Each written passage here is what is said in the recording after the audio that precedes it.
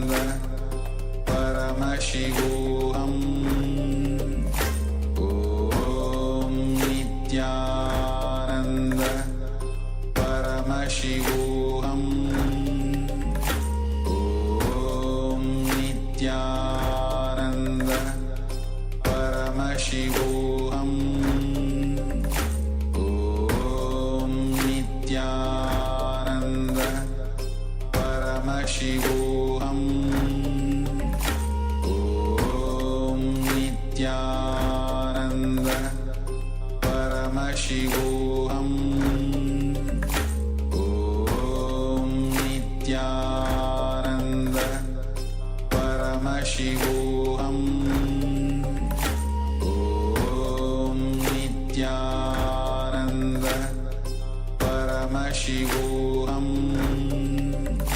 Om Nithyananda Paramashivoham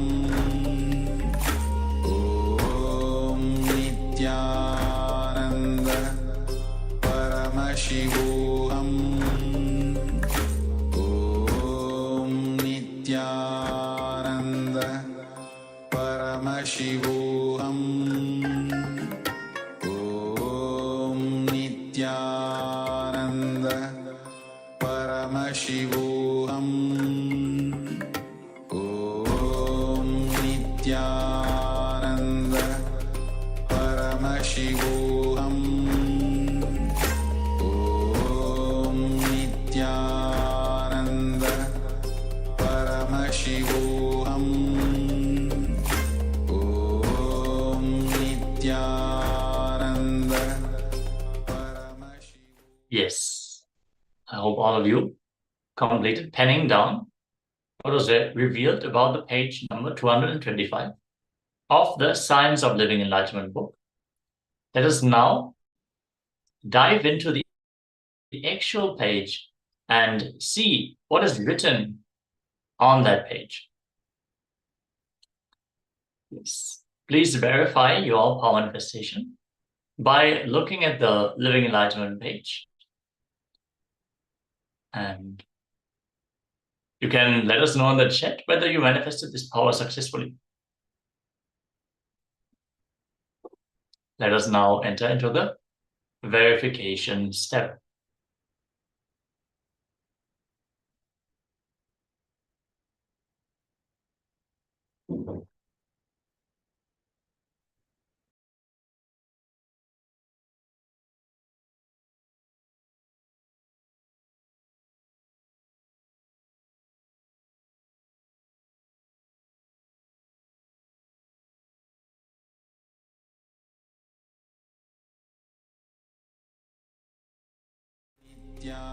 Nithyananda Paramashivoham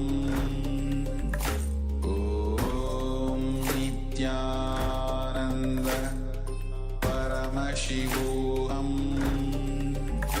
Om Nithyananda Paramashivoham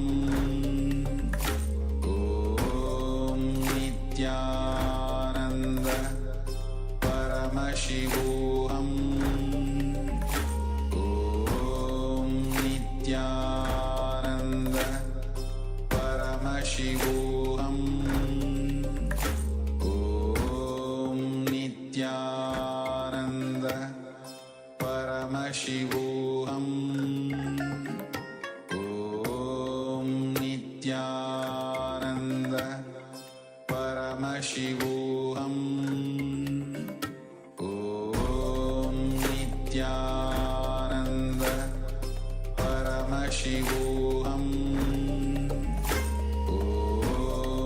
Nithyananda Paramashivoham Om Nithyananda Paramashivoham Om Nithyananda Paramashivoham Om Nithyananda Paramashivoham Om Nithyananda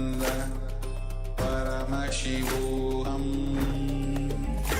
Om Nithyananda Paramashivoham Om Nithyananda Paramashivoham Om Nithyananda Paramashivoham Om Nithyananda Paramashivoham Om Nithyananda Paramashivoham Om Nithyananda Paramashivoham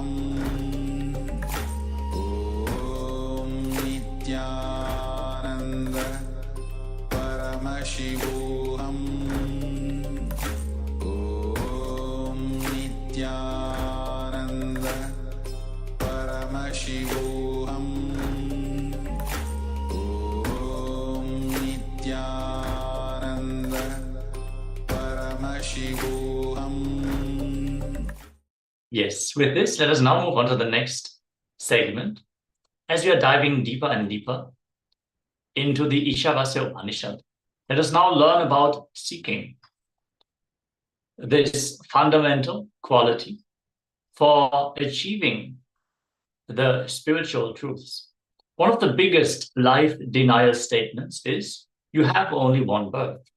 The biggest life denial statement given to the planet Earth, worst belief human beings are pushed in, is you have only one birth.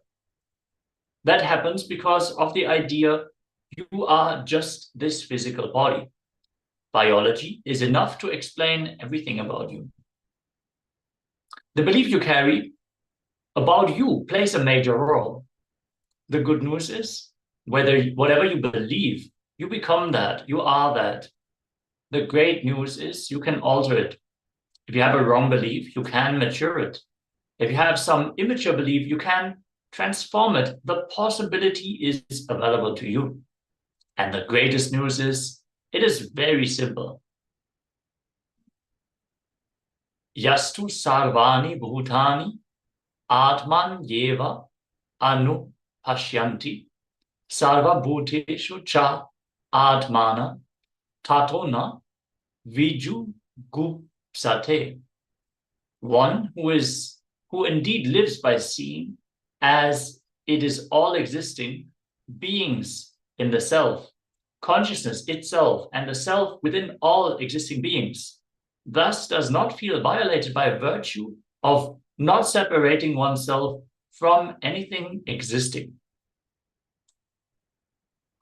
Yes, as the ultimate oneness is the truth of our existence, if we choose this as the truth for our life, living by the actual factual reality, the truth of oneness, if we bring this into our day-to-day understandings, there is nothing that can violate us. Literally, nothing that can violate us.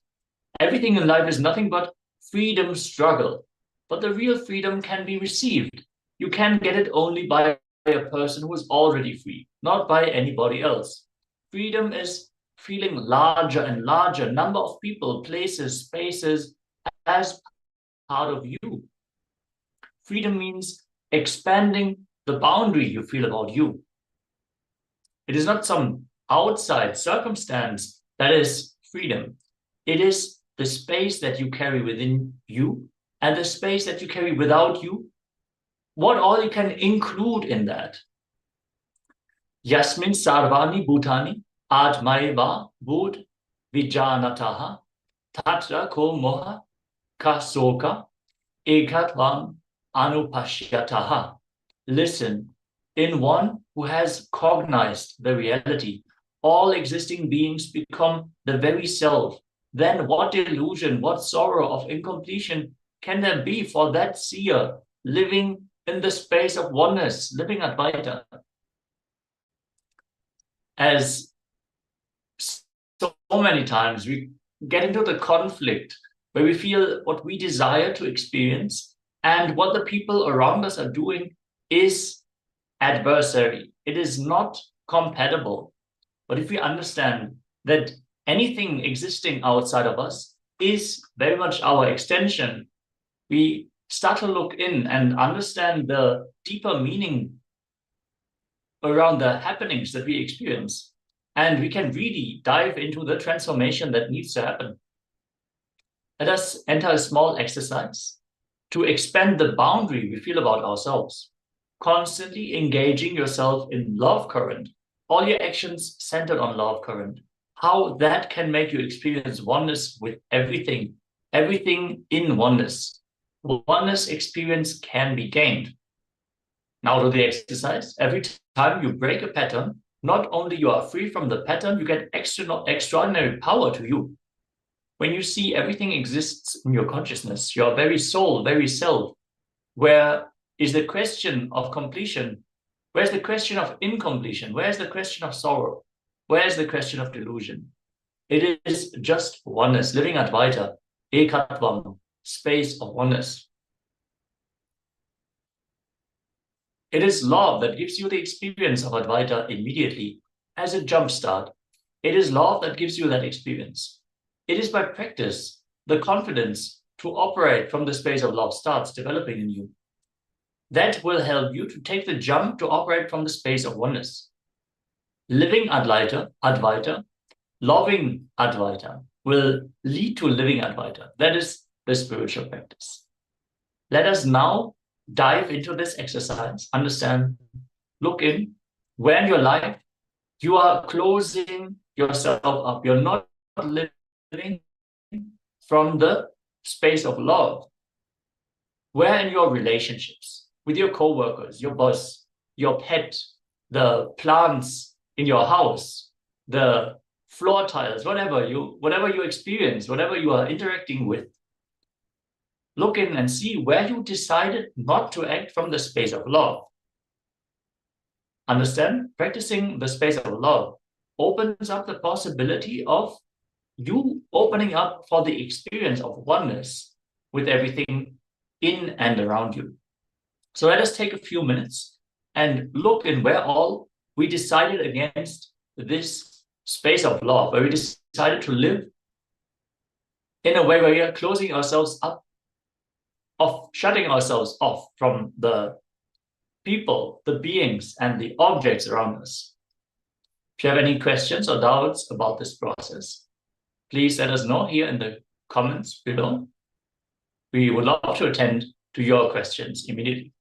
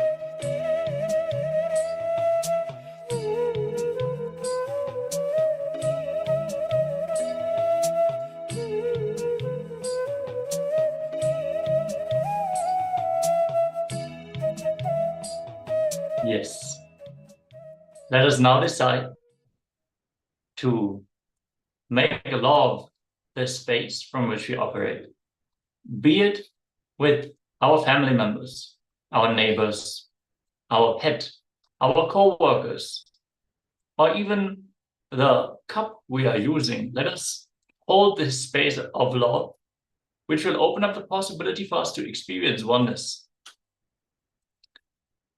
Expand the boundaries you feel about you. Karvir manisi paribhu swayambhur yata tyato arthan vyadadha shasva tibhyaha samabhyaha. Pure consciousness is all-pervasive, like space, beyond the coming and going, absolute, radiant, and self-effulgent, unembodied, boundaryless, whole, beyond subtle body, woundless, muscleness, having no incompletions, with a body beyond the gross body. Consciousness is the ever-pure space devoid of the dirt of ignorance, beyond the causal body, and it is untouched by the delusion of incompletion. Consciousness is the all-knowing seer of all, past, present, future, the Lord of all minds. Consciousness transcends all beings. Consciousness is self-existent by itself with its independent will and intelligence, having no cause for its happening. It is pure consciousness that from time eternal has enriched the ages and each being by ordaining desirable responsibilities onto them, as for their nature and space, and their actions and results thereof.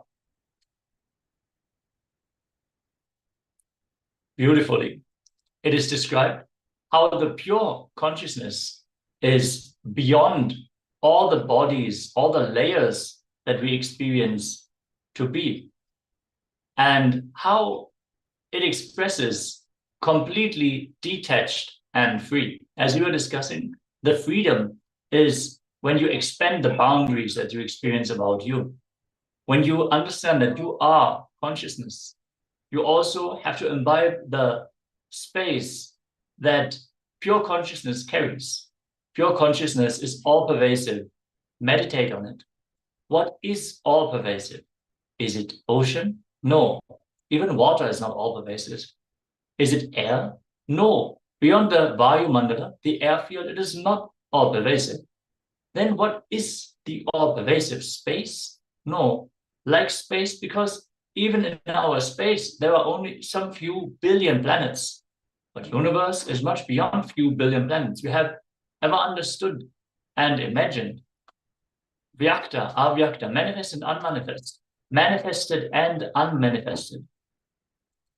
Vyakta, avyakta, manifest and unmanifest. Meditate on it. Meditate on it. Meditate on it. If you catch the subtlest understanding about consciousness, you will just know it is you. You will start falling in love with it. You will know it is you. You will fall in love with the only things which you feel as you or part of you, not anything else.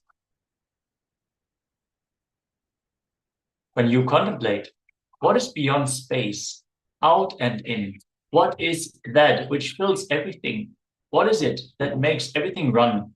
What is that source of me?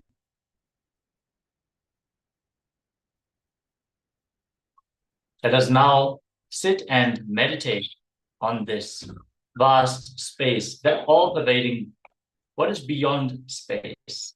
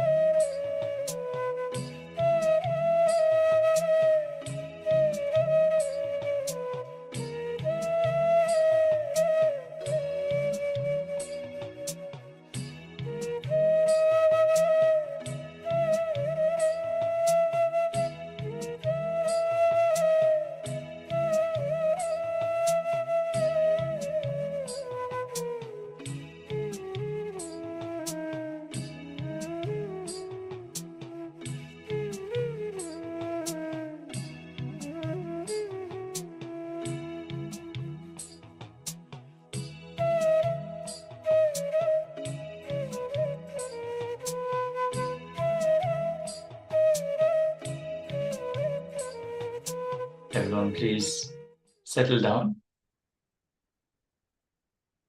as we're going to dive deeper. The 9th verse. Those who worship avidya, the ignorance that veils the true knowledge of truth, consciousness, enter into blinding darkness, but into greater darkness of ignorance than that enter they who, considering themselves as learned, are engaged in vidya, the incomplete knowledge acquired for vested interests, characterized by impure truth about consciousness. As Brahma, when he ascends to find the head of Shiva, decides to lie about his findings and present himself as learned, those who dwell in the knowledge with a vested interest, not to acquire the truth, they get stuck, they get lost in it, in arrogance and false knowledge. When you enter into the search of spiritual knowledge, seeking, you will have such liberating truths about freedom, all powerfulness. All these great truths will be told, but be very clear, unless they become experience, don't try to mess up with the concepts of freedom. When you start worshipping the knowledge for the sake of knowledge, you become embodiment of vidya, knowledge. All the spiritual truths expressed in these Upanishads, like you are consciousness, you are untouched, never come and go, you're the source of action, result. All these are highest possible strategies for your life. It is said that by vidya, the knowledge cognized from the right context of grasping the truth, consciousness and the superficial knowledge acquired from the wrong context of grabbing without cognizing the innate subtle truth, certainly a different result is achieved. Similarly, it is said that by avidya, the authentic actions and the ignorant actions done without grasping the truth, consciousness, a very different result is achieved. Understand? The same knowledge, the same truth, but from a different context, can change the results drastically. If we engage into the knowledge for the purpose of seeking the ultimate truth, we can be successful. If we want to grab it, and use it for our vested interest, we will not be successful and we will bind ourselves. The one who cognizes the pure essence of these two, vidya and avidya, simultaneously, that is knowing the true and complete knowledge of consciousness and doing the actions from the sacred cognition of consciousness, thereby through avidya crosses over and transcends death, and through vidya experiences and celebrates the nectar of immortality and bliss, the eternal space of oneness with consciousness. With this powerful revelation, let us now enter into the internalization exercise as we apply the knowledge that we have just received to our already existing thinking structure. We connect to the knowledge and we make it part of our inner space. We are able to use it, utilize it, and reap the benefits. Now, let us enter into the exercise. As you meditate on the pure consciousness, which is all pervasive, sit and expand your consciousness beyond the Vayu Mandala, the air element, the space in which the air is contained, beyond the space where the planets are contained, all the way to the unmanifest, the avyakta, the vyakta, avyakta, manifested and unmanifested. Let us sit for a few moments and imbibe this vastness, the all-pervasiveness of the consciousness itself.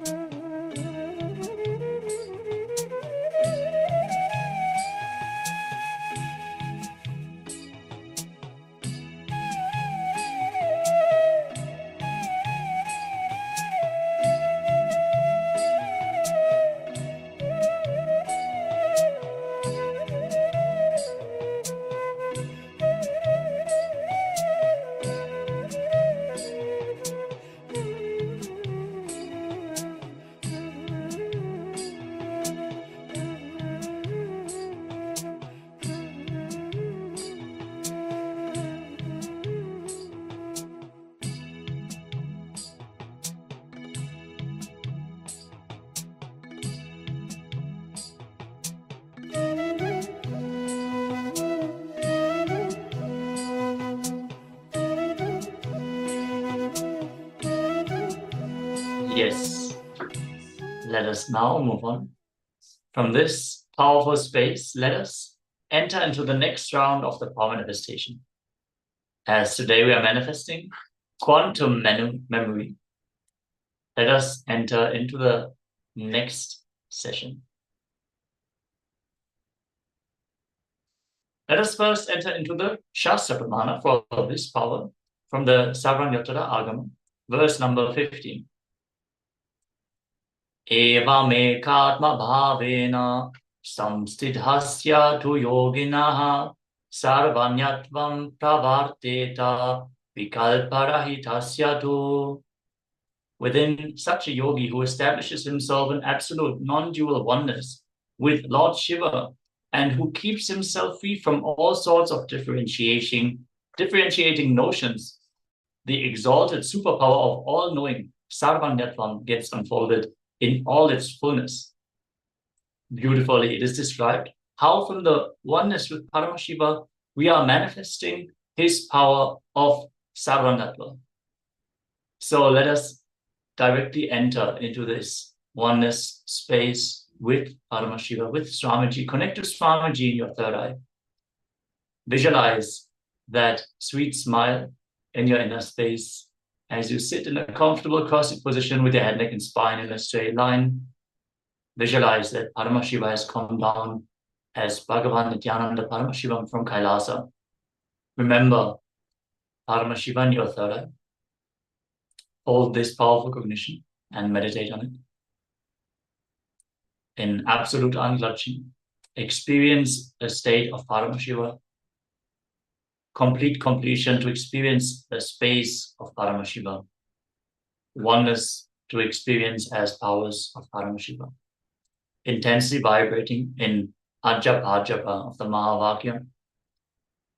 Om Nithyananda Paramashivoham. Om Nithyananda Paramashivoham. Om Nithyananda Paramashivoham. Keep vibrating with the Mahavakya in deep feeling connection with Bhagavan to experience the being of Paramashiva. Now start your video recording as we are going to project our page, the page number 240 of the Science of Living Enlightenment book on screen. Just for a few seconds, have a glance at the page and then simply grasp it, and through the power of quantum memory, pen down the rest of the information, everything that is there on the page. Let us enter into this round of the power manifestation. Make sure you have your pen and paper ready. And let us now project the page number 240.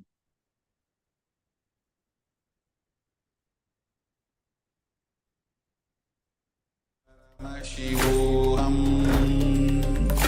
Om Nithyananda Paramashivoham. Om Nithyananda Paramashivoham. Om Nithyananda. Yes, now that you had the glimpse of this page, pen down all the contents of this page through manifesting the power of quantum memory. Let us take a moment, pen down everything that is there on the page, manifest through your third eye the information contained in page number 240. Let us take a few minutes and then enter into the verification step. Paramashivoham.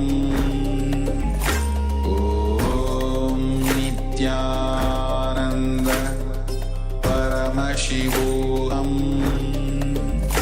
Om Nithyananda Paramashivoham. Om Nithyananda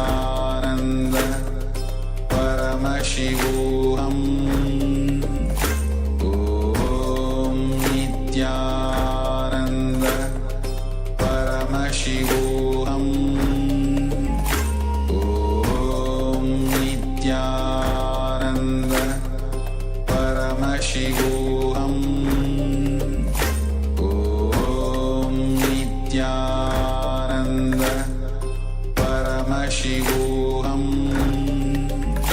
Om Nithyananda Paramashivoham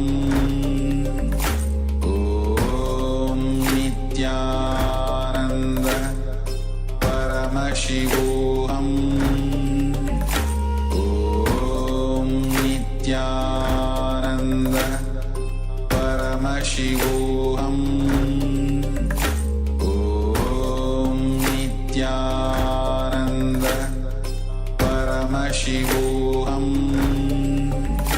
Om Nithyananda Paramashivoham Om Nithyananda Paramashivoham Om Nithyananda Paramashivoham Om Nithyananda Paramashivoham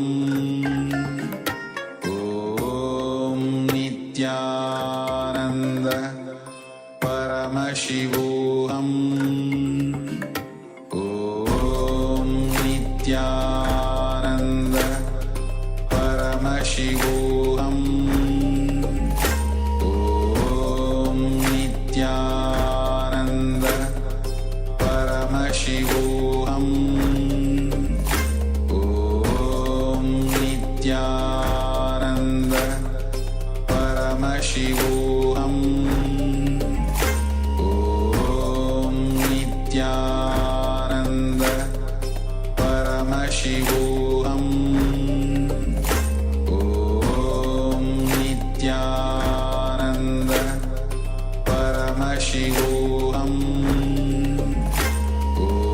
Om Nithyananda Paramashivoham Om Nithyananda Paramashivoham